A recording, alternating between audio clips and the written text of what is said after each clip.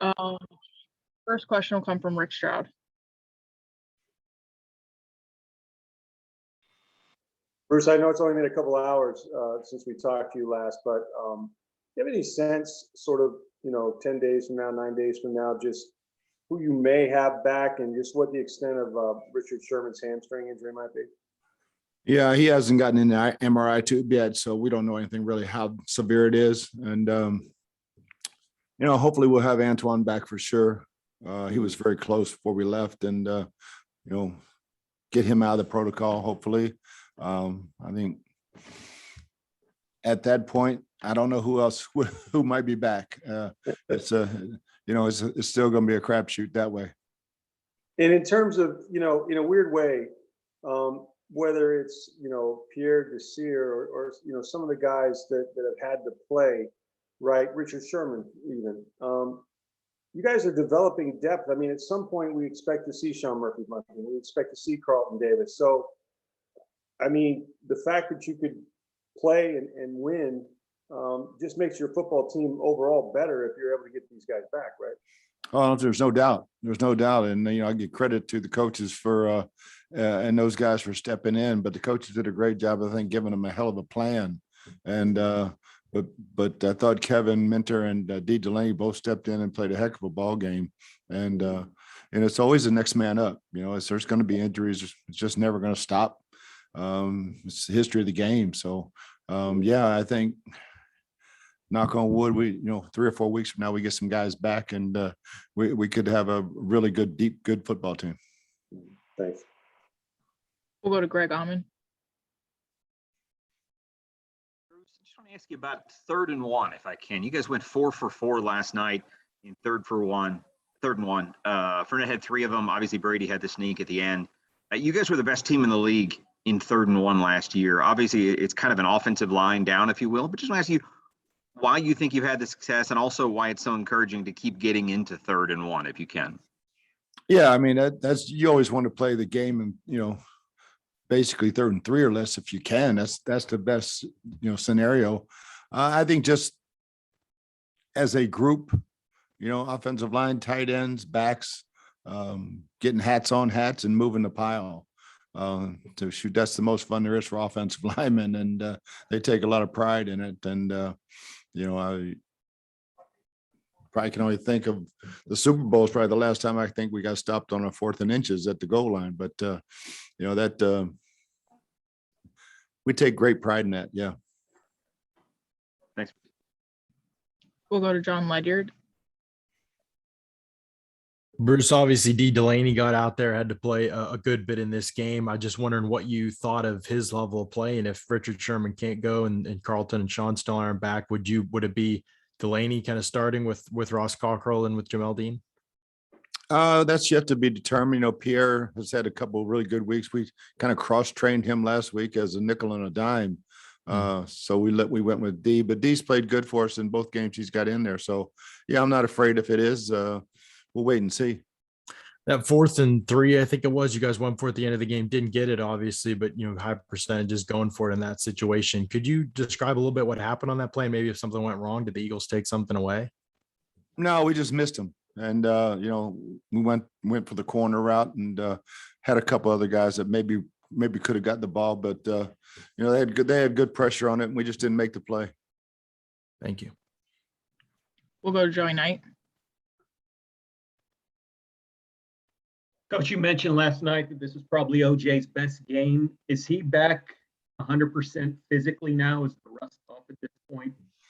I wouldn't say he's 100% from where he was, but he's real close. I don't know if his 40 times the same it was, when we have all those tracking devices on him. I'm anxious to see how fast he was running last night. And he's hit a couple good ones in practice, about 18 miles an hour. So we'll wait and see. Thanks. We'll go back to Greg Auman. First, you guys get up 28-7 in the second half, and obviously play calling can change a little bit when you're up big. But it seemed like Tom was throwing a lot more shorter, safer passes. I don't think Godwin had any targets in the second half. I think Mike Evans had 1 for 5 yards. We're just curious why you think things changed. Obviously, it didn't work quite as well in the last quarter and a half there. Just the way they were playing. They were playing very, very soft zone, keeping everything in front of us. The few times we tried to hit home runs, they weren't very good plays. So it's just keep taking what they're giving you, and Tom does a great job of that. Okay, thanks, Bruce. Mhm. We'll go to Rick Stroud. Bruce, can you talk about what kind of growth maybe you've seen from Jamel Dean? I mean, first of all, he caught the ball right 2 games in a row. He's got a couple interceptions. He's had a lot of pass breakups. I know he's playing a little nicked up. That's part of the process too. So as he plays more and more, I mean, what are you seeing from this kid? Yeah, the only thing with him is just play the ball better. You know, he gave up the one play. He got his head around such a poor throw, but he got his head around too late. You know, and just continue to improve in that area. Great interception. You know, he played it perfectly, and you know, when he's playing man to man, he's a tough cover. Now he's got those long arms, and he gets very physical with the guys. So yeah, I mean, he's getting better and better. Thanks. We'll go to JC Allen. If any media have questions, please raise your hand. Hey, Bruce. Jason Pierre-Paul obviously banged up with that club, but he's seen double the snaps as Joe Tryon-Shoyinka. Is that any reason that Joe Tryon-Shoyinka is just not kind of there yet? You have more trust in JPP, and is there a concentrated effort to kind of get the rookie involved more? Yeah, he's playing plenty. He had 20 snaps, and JPP's got a bigger resume and a better one. So Joe's he's growing as a player, and he played well last night when he had 20 opportunities. Athletically, does he give you more of an advantage though if he's on the field compared to Jason Pierre-Paul? Not really. Jason's pretty strong, and there's a lot more than just rushing the passer. Thank you. We'll go to Joey Knight.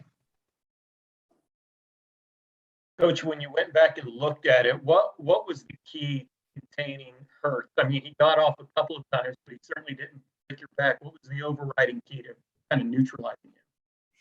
Yeah, I think, you know, we had really good pressure. I thought Shaq had one of his best games. I mean, he was all over him. We just couldn't get him down a couple times. You know, right now we should have about 15 sacks with our hands on quarterbacks that we haven't gotten to the ground.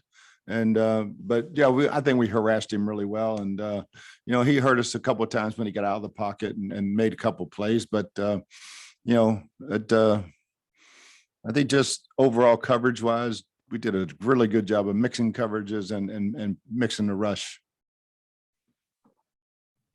We'll go to Greg Auman. Rich, just to come back to injuries, you had talked about kind of being hopeful in that 3 to 4 week window. You get Bears and Saints and then the bye. Of the guys that are hurt right now, are there any guys that you feel like aren't in play to be back by that week 10 when you start the final 9 games?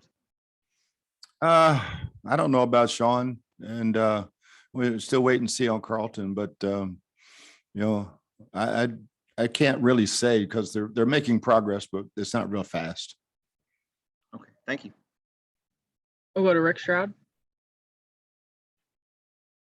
Bruce, I think you mentioned Bowles and his plan. I think one of the players mentioned they were trying to keep, Hurts from rolling out to his right where he could hurt you throwing the ball and running. But just the resourcefulness, I mean, when you're down players, right, you can't do everything. It looks like you're keeping balls and keeping everything in front of you, but still keeping teams off the scoreboard. So how much of a juggling act has that been for Todd? How resourceful has he been with those game plans?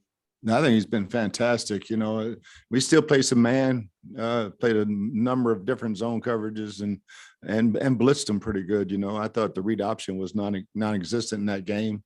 Every time I think they tried it lost yards. He had a great plan for that. And I can't say enough about Todd and taking the pieces that he has and putting them all together and having a hell of a game plan to win ball games. And, unfortunately, we gave up 2 50-yard penalties, or it's a different game. And on the other side, I mean, I think you mentioned this too. Like Byron and Tom seem to be really in sync. I mean, I guess that happens over time, right? But it seems like they're starting fast. They're executing at a high level. I mean, everything you want on that side seems to be going fairly well. Yeah, I mean, you couldn't ask for a better start in that game. I think the first 3 possessions, we finished all the drives for touchdowns, and it was that lull I mean, talking to Tom pregame, he's like, "Oh man, I can't wait for 2 minutes in this game." I love what our 2 minute plan is, and we go out there and we mess it up with a penalty and an interception. But I thought when we had a couple of critical penalties that really set us back in the second half from a 35 to 40 point game. Yeah. Thanks. Last question will come from John Ledyard. Coach, Rob Gronkowski's going to miss or has missed 3 games now. You guys didn't put him on injured reserve. Was there kind of a thought initially that he'd be back sooner than he maybe has been? Has that recovery been a little bit slower than you guys anticipated? Yeah, it's about where we thought it would be. And there wasn't any rush to put him on IR. We didn't really need a roster spot at that point in time, so we're good. Thank you. All right, that's all we have time for today. Appreciate you taking the time, Coach. Thanks, guys.